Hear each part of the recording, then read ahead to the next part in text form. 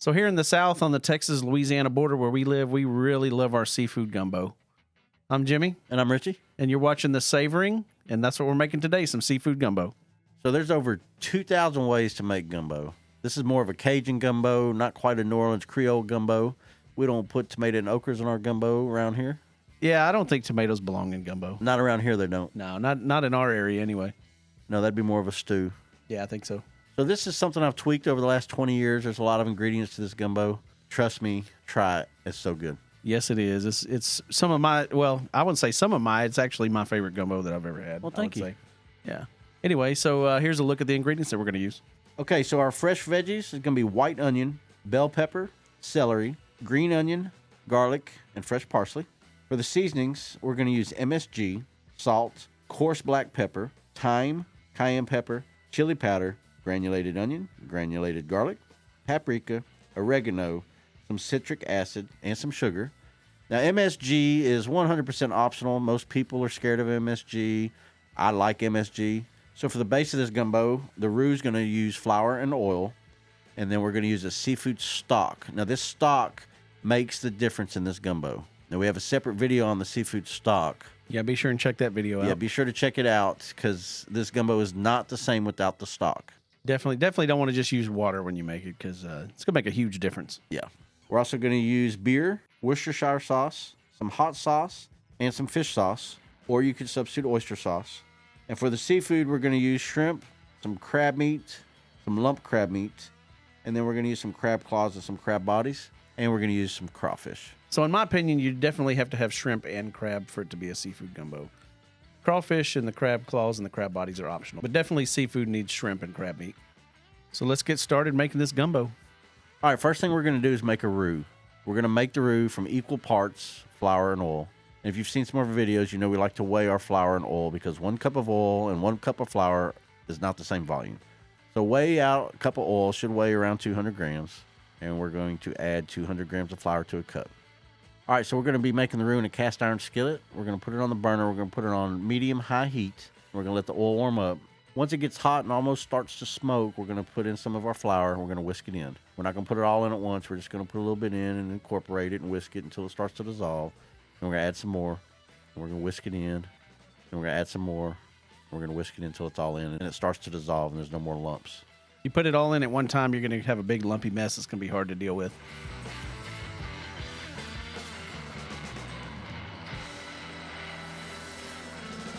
All right, so once it's all in and incorporated, we're just going to start to stir it. Trust me, this roux will burn fast if you don't stir this roux in a cast iron skillet, so you have to constantly stir this.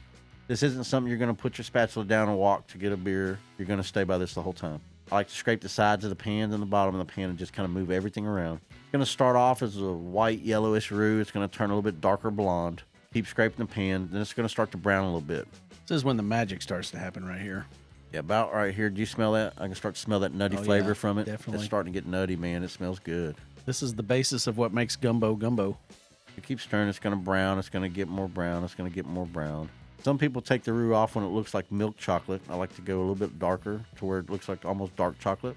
It's starting to really get some color now. Yeah, so when it starts to look like this, I start to turn my temperature down a little bit. All right, so here it's starting to turn from milk chocolate to dark chocolate. So I'm going to turn the temperature down even a little bit more. And keep stirring. Do not let any of that sit at the bottom. It will burn. And one little bit of burnt roux will ruin the whole gumbo. Oh, yeah. That's starting to get pretty close to the color that we want. It's looking really, really well. This is the color I like. Sometimes I'll go a little darker. You run the risk of burning the roux. This is a good color right here, right at dark chocolate color. So what I do here is I turn the burner off and I add the vegetables. And this is going to do two things. This is going to cook the vegetables and it's going to stop the cooking process of the roux. It's going to saute them down and it's going to cool that roux off really, really fast. So stirring some vegetables, mix them up a little bit, and stirring some more. As you can see, it's sauteing the vegetables very nicely. And like I said, it's cooling that roux off so it's not going to burn. It's not going to get any hotter. So I stir them up and I let them cook until they actually stop cooking and the oil quits bubbling. Man, I love the smell of sauteing vegetables in roux. All right, so we're going to pull the roux off. All right, now we're going to get our stock pot that we're going to make the actual gumbo in. We're going to add 3 quarts of our homemade seafood stock. We're going to heat it up and get it to about medium-high heat.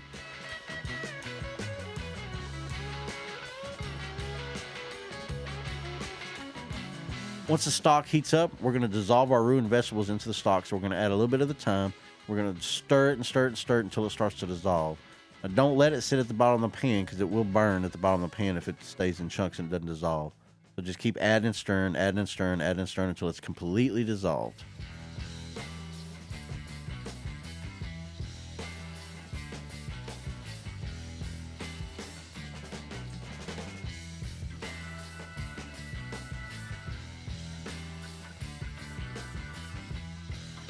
Once all the roux added and it's completely dissolved, we're going to crank this baby up to high heat and we're going to get it to a boil. Make sure you get all that goodness in there. Once the gumbo gets to a boil, we're going to add our beer. Then we're going to add our green onions, our parsley, and our garlic. And we're going to add our crab bodies and claws. We're going to stir this thing and we're going to get it up to a boil.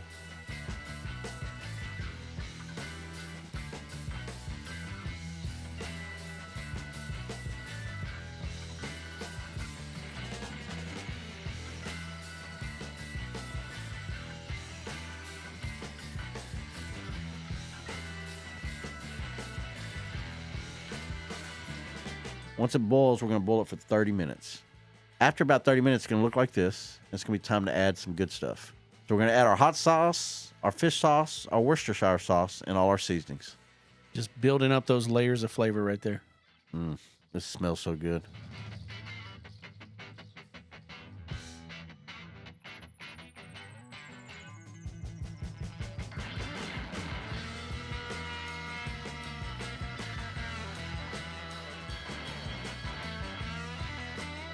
Once you add everything stirred up really, really well, and then we're going to simmer this thing for another 30 minutes. So while the gumbo's cooking, we're going to take the shrimp and we're going to cut down the backside just to make a little slit in it so we can devein those shrimp.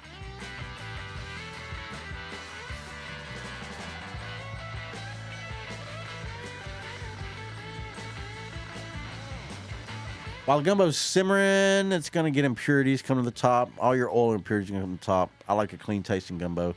So I usually skim this stuff off as it's boiling like this towards the end. Just barely put the ladle onto the surface and kind of falls right into the ladle. If you go too deep, you're going to get all the good stuff out, and don't do that.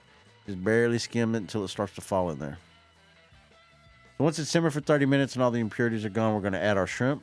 We're going to turn the heat down to about medium-low, and we're going to cook these shrimp for about 15-20 minutes. So after the 15-20 minutes, we're going to turn it down to low now. We're going to add our crab meat, which is already cooked. Ooh, that's where the magic happens for me when that crab meat goes in. Oh, my goodness. I love crab meat. I do, too. It's my favorite, and it smells so good.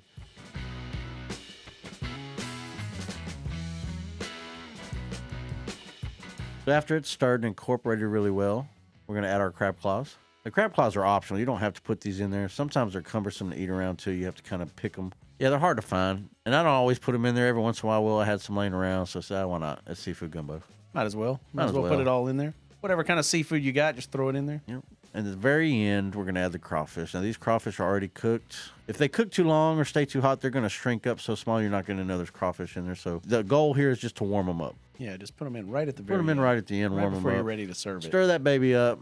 I wish you guys could smell this. Oh man. I mean, you've got the roux with all the vegetables, you've got all the seasonings and the Worcestershire and the hot sauce and the fish sauce and all that seafood in there. So good.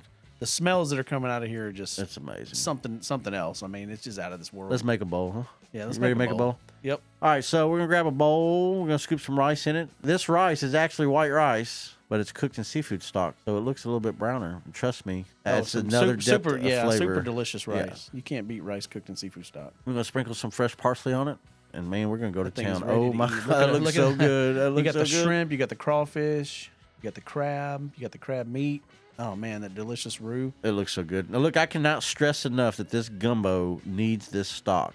Yeah, if you just use water, it's not going to be the same. No, this stock adds a depth of flavor that it just layers on top of layers on top of layers. You will not find a more flavorful seafood gumbo. No, try it out, guys. If you use seafood stock. Yes. For sure. Especially if you watch our seafood stock video and use that seafood stock. That's the seafood stock to use. That's the magic seafood stock. That's the magic. You got to use that one. Yeah, that's money. So, yeah, that video will be coming out after this one. So, be sure and subscribe to the channel so you get to see that. All right, guys, we're going to eat. I can't wait. It smells too good.